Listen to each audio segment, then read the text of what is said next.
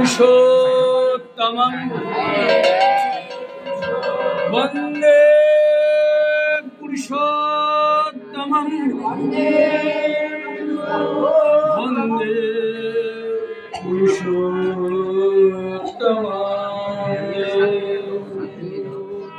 परम प्रेमी बताहरि भगवान श्री ठाकुर अनुकूल शुभ 137तम आविर्भाव वर्ष স্মরণ মহোৎসব উদযাপিত হচ্ছে কোলাগাঁও শ্রদ্ধেয় রবীন্দ্রলাল চৌধুরী বাড়িতে আমাদের গুরুভাই শ্রদ্ধেয় প্রীতম চৌধুরীর আহ্বানে এখানে আসেন। আমি বাড়ি চট্টগ্রামে হলেও থাকি খাগড়াছড়িতে, তাই অনেক দূর থেকে আপনাদের দেখতে আসলাম, আপনাদের পদধূলি নিতে আসলাম। এখানে এসে ভক্তপ্রবর রতনলাল দেখা পেয়ে সত্যি আনন্দ লাগছে।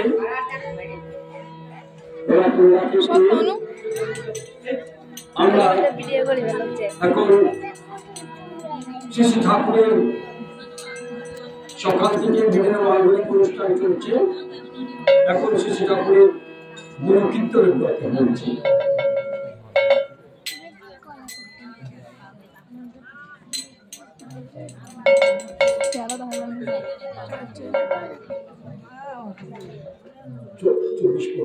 বেশি করবে। হ্যাঁ, ঠিক আছে। চলুন, প্রথমেই ঠাকুরের প্রার্থনা তো হয়েছে, গানে গানে ঠাকুরকে একবার ডেকে নিয়ে আমার সবাই।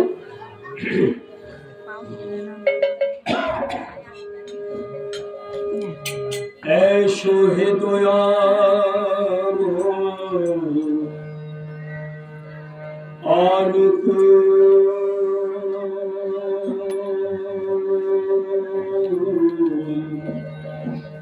তুমি ছাড়া এই জীবনে সবই দেখি, এসো হে দয়াল তুমি ছাড়া সবই দেখি, এসো হে দয়াল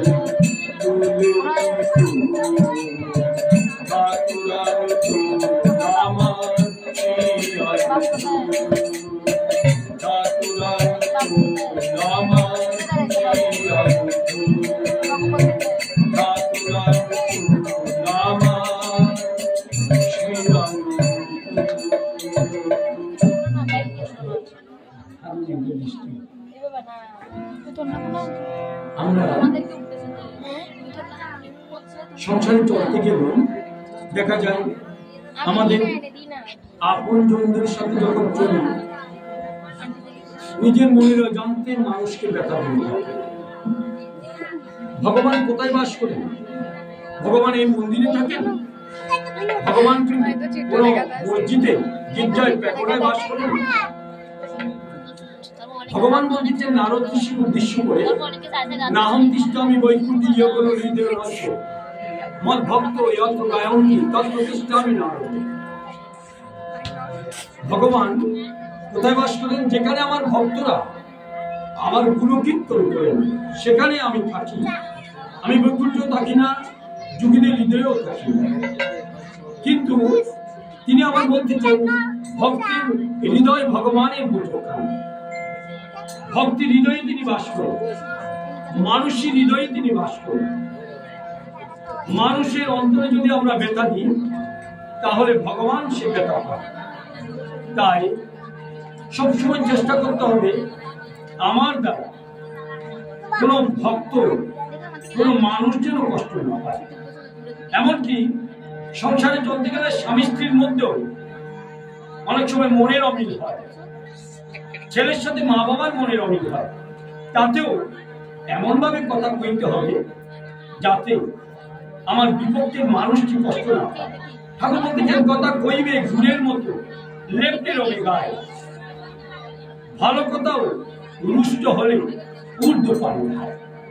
আমি কথা ভালো বলতেছি, কিন্তু সেটা যদি রুষ্ট হয় করা হয় তাহলে কি হবে?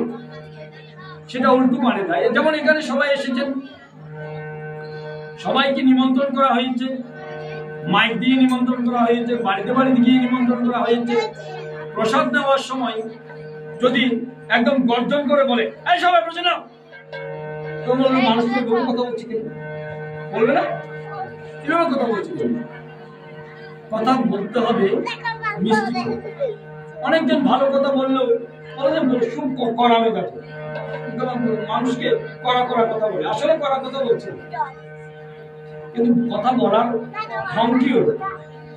তাই ঠাকুরের একটি বাণী আছে, কারো প্রাণে তুই দৃষ্টি আঘাত, সে আঘাত লাগে ঠাকুর বলে, জানিস তুই প্রাণের চাকরি সব মানুষের অন্তর। আমরা হিমায়তপুরের কথা, হিমায়তপুরে শ্রী ঠাকুর লীলা করছেন। একটি বালক, ছোট্ট বালক, 10-12 বছর বয়স হবে, আশ্রমে বেড়াতে গেছে। আশ্রমে যখন বেড়াতে গেলেন, ঠাকুর পঞ্চানন্দাকে বলছেন, পঞ্চানন্দা কলকাতা ইউনিভার্সিটির প্রফেসর ছিলেন। তিনি পাবনা হিমায়তপুরের তপবন বালিকা বিদ্যালয়ে শিক্ষকতা করেন। ঠাকুর পঞ্চানন্দাকে দায়িত্ব দিলেন 3 বছরের মধ্যে এন্ট্রান্স পাস করাতে হবে। এখন ছেলেরা, আমরা যারা এন্ট্রান্স কিংবা এসএসসি পাস করেছি, কয় বছর? 10 বছরে। বর্তমানে কয় বছরে করে জানেন? বর্তমানে 12 বছরে করে। প্লেয়ার থেকে একবার, নার্সারিতে একবার, তারপর ক্লাস 1 থেকে শুরু করে 12 বছরে লেখাপড়া করে এসএসসি পাস করে। আর ঠাকুর পঞ্চানন্দাকে বলেছিলেন 3 বছরে এন্ট্রান্স পাস করাতে হবে।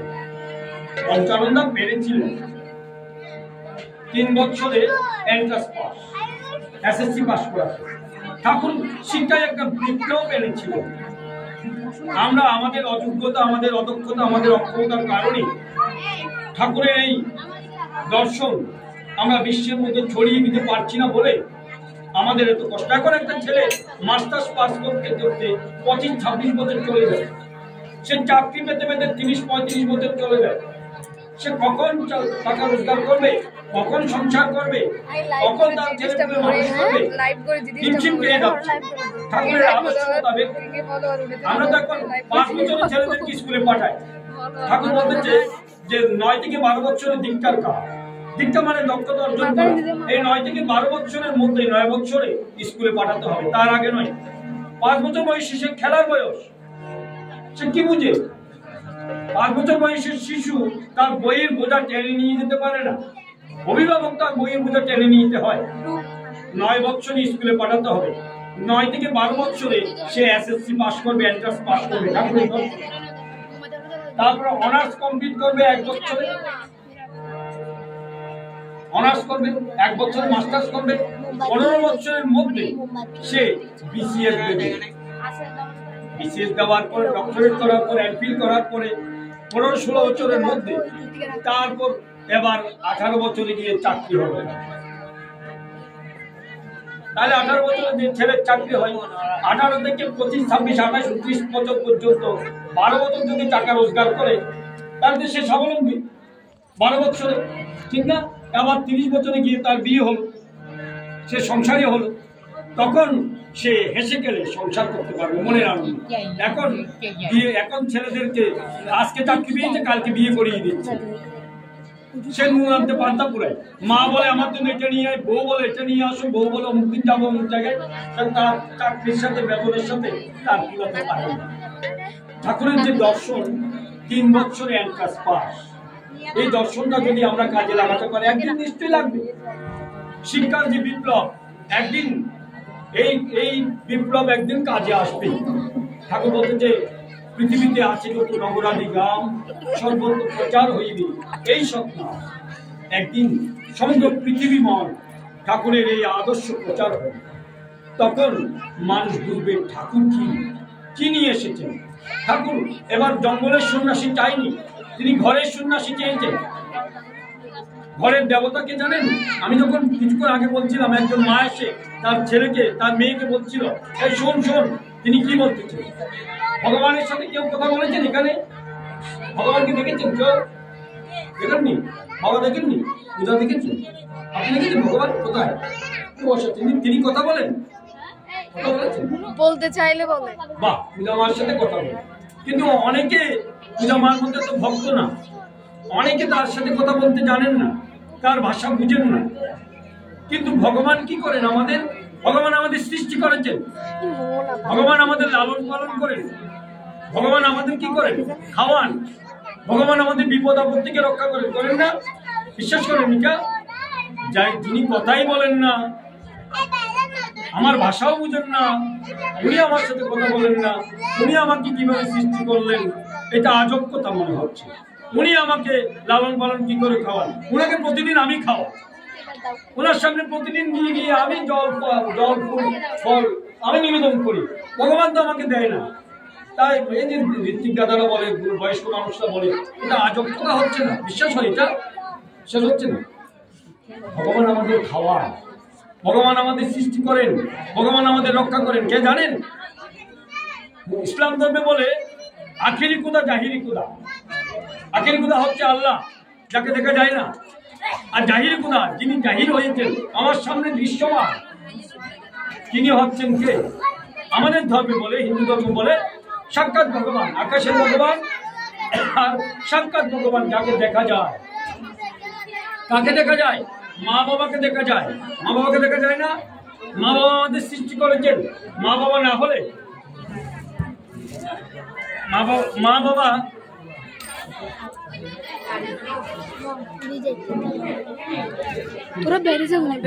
আমাদের সৃষ্টি করেছেন। মা বাবা আমাদের লালন পালন করেন। আমি যখন ছোট্ট ছিলাম তখন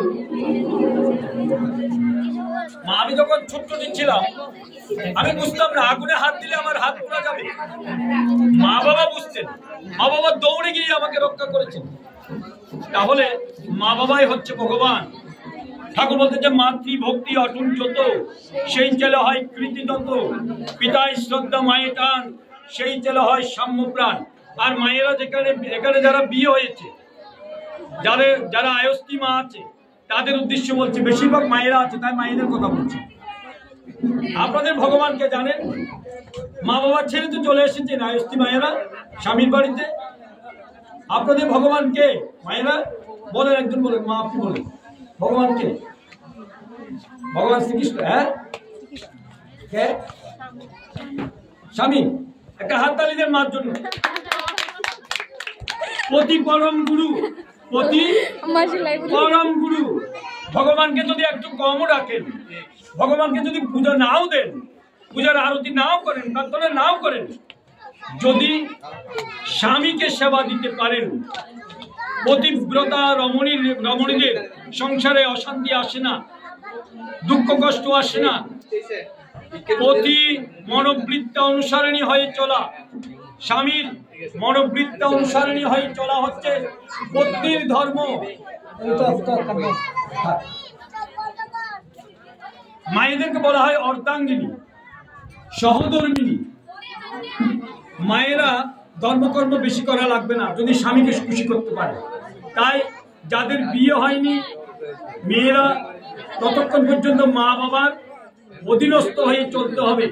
মা বাবা যেমন বলেন তেমন করে চলতে হবে, সেটাই হচ্ছে ধর্ম। ধর্মটা কি? বেঁচে থাকা, বেড়ে উঠা। আর যদি আপনি ধর্ম মানে শুধু পূজা করা বুঝেন, প্রতিদিন পূজা করি ঠাকুরকে, ঠাকুরের ওখানে গিয়ে প্রার্থনা করি, ফুল তুলসী দিয়ে অঞ্জলি দিই, ধূপগুলা জ্বালাই, কিন্তু মার কথা শুনি না, বাবার কথা শুনি না, স্বামীর কথা শুনি না। স্বামী বাইরে থেকে এসেছে, স্বামী এসে বলছে, শোনো আমার মাথাটা একটু ধরেছে, এক কাপ চা করে দাও না। আর আপনি বলতেছেন আমি পুজোর ঘরে আছি, 1 ঘন্টা লাগবে আমার পুজো করে আসতে। সেটা করবেন নাকি আগে চা করে দেবেন? আগে চা করে দিতে হবে। আবার হাত তালে ও পরম গুরু, আগে চা দিতে হবে।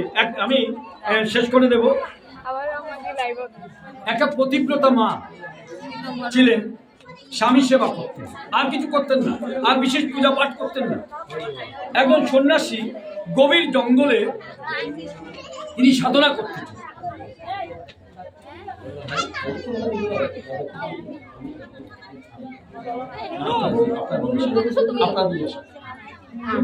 একজন সন্ন্যাসী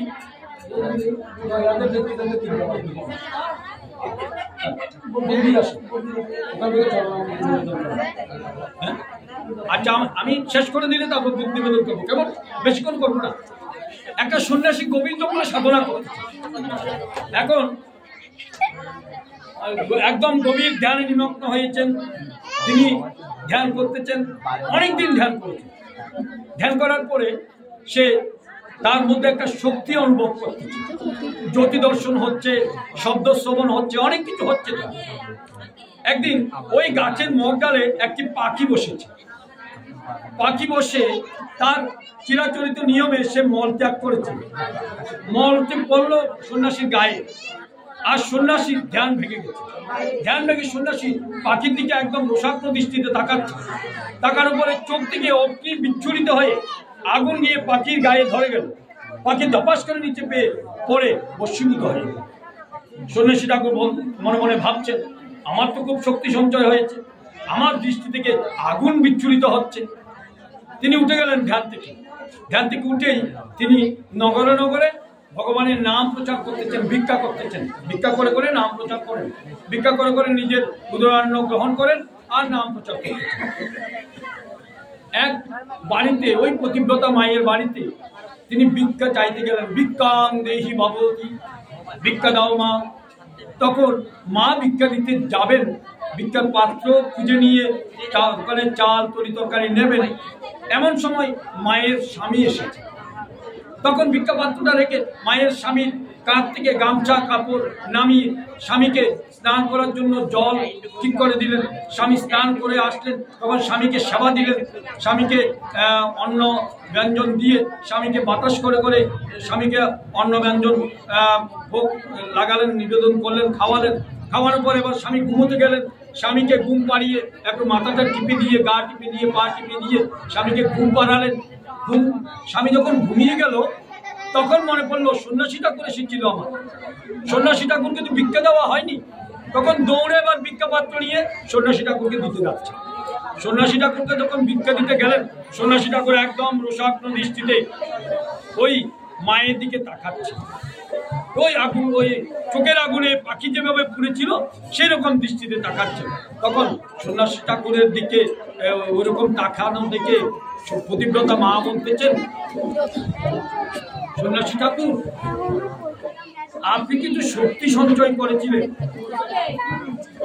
আর পাখি আপনার গায়ে মল ত্যাগ করে কিছু অপরাধ করেছিল, তাই আপনার দৃষ্টিতে সে বশীভূত হয়েছে। আমি কোনো অপরাধ করিনি, তাই আপনার রোষাগ্ন দৃষ্টিতে, অগ্নিজরা দৃষ্টিতে আমাকে পোড়াতে পারবেন না।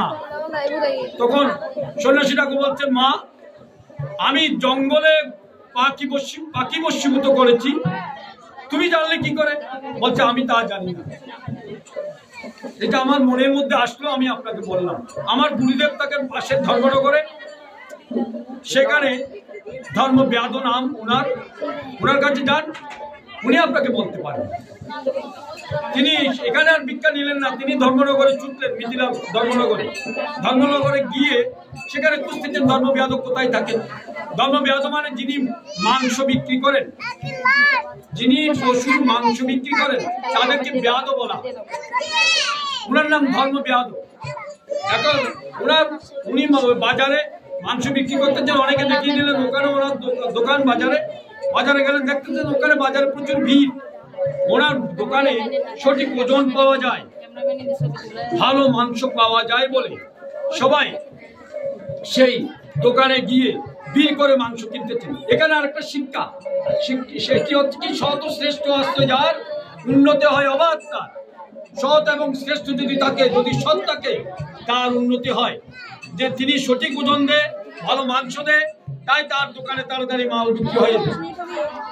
এখন সেখানে গেলেন, সেখানে মাংস বিক্রি একটু যখন কমলো, তখন ওই ধর্মব্যাদ ওই সন্ন্যাসী ঠাকুরকে বলছেন, সন্ন্যাসী ঠাকুর, আপনি একটু দাঁড়ান, আমার আর কিছুক্ষণ পরে আমি ফ্রি হব, আপনার সাথে কথা বলবো। আপনাকে আমার পতিব্রতা মা পাঠিয়েছে আমার কাছে। তখনকার দিনে টেলিফোন ছিল না, ট্রাঙ্কল ছিল না, এই পতিব্রতা মা ওনার কাছে পাঠিয়েছে, সেটা উনি জানলো কি করে? আরেকটা প্রশ্ন, ওখানে ওনার প্রশ্ন ছিল, জঙ্গলে আমি পাখি বশীভূত করেছি, সেটা কিভাবে জানলো মাটি? এখন পতিব্রতা মা এখানে কিভাবে পাঠালো, সেটা কিভাবে জানলো? দ্বিতীয় প্রশ্ন উদয় হয়েছে। এবার সব শেষ, উনি ওনাকে নিয়ে বাড়িতে গেল। বিক্রিবাট্টা শেষ হওয়ার পরে নিজে স্নান করলো, মা বাবা বৃদ্ধ মা বাবা আছে, মা বাবাকে স্নান করালো, মা বাবাকে খাবার দাবার দিল, খাইয়ে দেওয়ার পর মা বাবাকে ঘুম পাড়ালো। এবার এসেছে সন্ন্যাসী ঠাকুরের কাছে। আমি কিন্তু মাংস বিক্রি করলেও আমি আমিষ আহার করি না, আমি নিরামিষ আহার ভক্ষণ করি। আপনি আমার রান্না করা প্রসাদ কি নেবেন নাকি আপনি রান্না করেন? সন্ন্যাসী ঠাকুর বলতেছে সে করা পরে হবে, খাওয়ার কথা পরে হবে। পতিব্রতা মা কিভাবে জানলো আমি জঙ্গলে পাখি বশীভূত করেছি সেটা বলেন আগে। পতিব্রতা মা আমাকে আপনার কাছে পাঠিয়েছে সেটা আপনি কি করে জানলেন? এই কথাটি বলুন, দুটি কথা আগে বলুন। তখন তিনি বলতেছেন নিত্যকর্মই তপস্যা। আমি মনে করি সৎভাবে জীবনযাপন করা আর সৎভাবে নিজের কাজ করা, কাউকে না ঠকানো, মানুষের মনে আঘাত না দেওয়া, মানুষের মনে কষ্ট না দেওয়া। প্রত্যেক মানুষের অন্তর মন্দির মসজিদের সমান। রবীন্দ্র নজরুল বলতেছেন মিথ্যা শুনিনি ভাই, এই হৃদয়ের যে পবিত্র কোন মন্দির খাবার নাই। একটা মন্দির ভাঙা, একটা মসজিদ ভাঙার চেয়ে বড় পাপ হচ্ছে মানুষের মন ভেঙে দেওয়া। আমি এটি করি, তাই আমার অন্তরের মধ্যে যখন যা প্রয়োজন তা উদিত হয়। ভগবান শ্রীকৃষ্ণ গীতার মধ্যে বলতেছে দদামি বুদ্ধি যুগ, আমি বুদ্ধি যোগ করে শেষ করে দেব। আমার দাদা ভালো ভালো গান করেন, দাদার কোনটা আপনারা গান শুনুন।